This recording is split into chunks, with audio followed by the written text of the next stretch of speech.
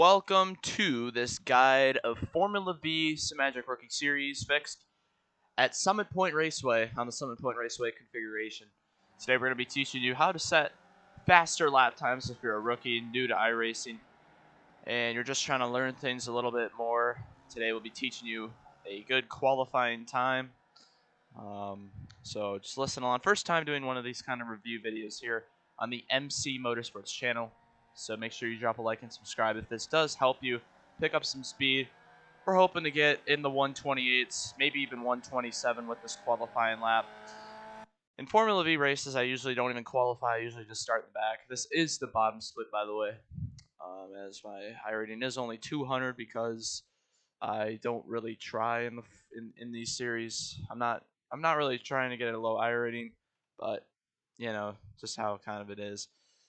Fixed setup, but you are able to change the brake bias a little. I just keep it at default. 67.3% is really what I do, and then a blue screen color. You can also change that if you'd like. We are almost ready to qualify, so we'll get the qualifying lap going. All right, we are now in qualifying. One quick thing about Summit Point Raceway is that it is third and fourth gear with the Formula V cars. There's no real need to be in second gear because it just makes you a little slower on the straightaways. So there are some long straights here. Want to carry some good momentum into the corners. We're going to put this video to the beginning of our first lap, and then we'll get going with the tutorial, I guess, how you can set decent lap times. We're hoping to get a pole out of this, but you never know. Some people here could already be good enough, so we'll see at the start of the qualifying lap. All right, we're actually just going to play this video starting right here. This is still our out lap, but it's still a pretty important part of the racetrack. So you want to be in fourth gear for the rest of this lap right there in turn 9. It's usually when you shift into fourth gear. But this final corner here, you want to carry as much momentum for this long straight. Full throttle this corner with good entry and a good point down. Notice my throttle inputs down on the bottom left. You should be able to see that. Notice there how we're full throttle the whole time. Now in the race, if you're going to go full throttle in that corner, it might not work because there is dirty air with cars drafting, so you might have to lift off during the race for qualifying. So let's get going with this guide. So right here in turn 1, I usually brake about halfway between the second and first cone with the downshift in the third. I get as close to the curb as I can without hitting it. If you hit it, it will slow you down. It's not really a curve you use to gain time. And I shift to fourth gear right about 6,400 RPMs in third. And this corner is full throttle, but you want to make sure you get a nice wide entry. Full throttle the whole time. Get on this curve right there. Remember, in qualifying, you cannot get off track. Here is also full throttle. Stay in fourth gear for these corners. And then right here, you want to brake just a little bit deep into the corner. And notice how when I was in the corner there sliding around, I turned my wheel to the right just a little because if I just keep turning left, I'm probably going to spin it out. That corner is very similar. It's a little faster. And then 7, 8, 9 here, you want to go full throttle through these corners with the downshift or with an upshift right into turn 9 right there. You don't want to be in third gear too long. I see rookies all the time. They're in third gear forever, it seems. You're way slower, plus the shift makes it harder. Full throttle through this final corner, but you gotta have to hit it right. I have to lift off just a little because I didn't really hit the corner too good. Let's see how good that first lap was, and we'll show you guys second lap or remastered knowledge and stuff. 127.780. That right there is a pretty good lap time for my books. Take a look right here. We enter. You can even brake at the first cone and make it work.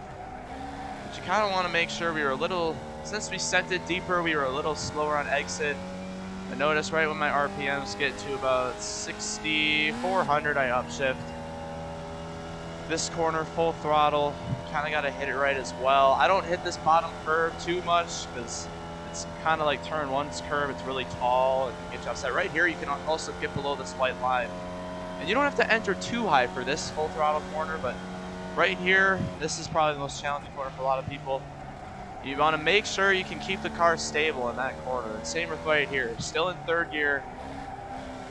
And also, the Formula Vs are very good with brake rotation. If you're struggling to get the car to turn, maybe because you're not braking, if you just tap the brakes just a little, you might be able to get the car to turn better.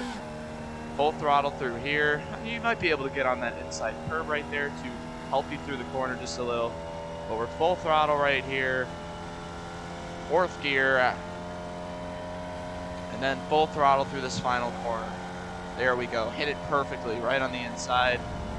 And we'll see how much better this lap was compared to our other one. We set a 127.780 for our first one. And our second lap ends up being a 127.898. So just a little slower. And I think that comes from turn 1 when we sent it in just a little too deep. So I'd brake probably halfway between, maybe right at the second cone, or halfway between the second and first set of cones in turn 1. Those are the braking points for that one. But basically, that is a qualifying lap. This is probably the best track that Formula V's go to. Personally, in my opinion, it is the best one. It's my favorite. Just great stuff all over. But, you know, a lot of rookies make some mistakes. You know, you're new to the game. You don't know these cars well. Here's examples. In here and you brake. You know, there's no need to brake in that corner. These cars, when you brake at awkward points, they do spin. And we'll try to show you an example here. You see how we kind of slide with too heavy braking in an unstable position. But yeah, we'll show you coming to this final corner what happens if you downshift into 3rd gear. Because I have seen people downshift into 3rd gear for this final corner. In the race, remember, you usually aren't able to full throttle this corner because you're a little faster with the draft. But some people, they brake really hard and they downshift. You see, we're already past our 6,400 benchmark. When downshifting there, it slows you down. It just makes you slower. And then when you shift, it also stalls it up for just a couple seconds, which makes you lose miles per hour, allows faster cars behind you to pick up speed. And as you can see, with our qualifying, we are about a second faster than everyone else who has set a lap. I don't even qualify for Formula V usually, so this might be my first ever pole ever in Formula V starts. But take a look at the results here. Seems like most of the drivers are electing to start as far back as they can. But we will be starting on the pole here for this race.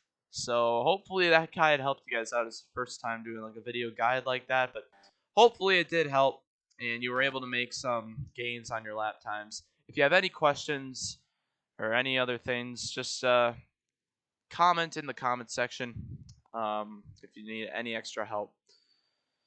Also, I got to thank Heito Armato right here for inspiring me to do this video. He was in the practice session. He was asking how could he be faster, and I was like, you know, I was explaining to him, but I was like, you know, I might as well just make a video for others to also follow on with as well. So thank you guys for watching. We will see you in the next video, whether it be a crash compilation, a clip from iRacing, or could be another Formula V or Race guide. So we'll see you guys next time. Goodbye.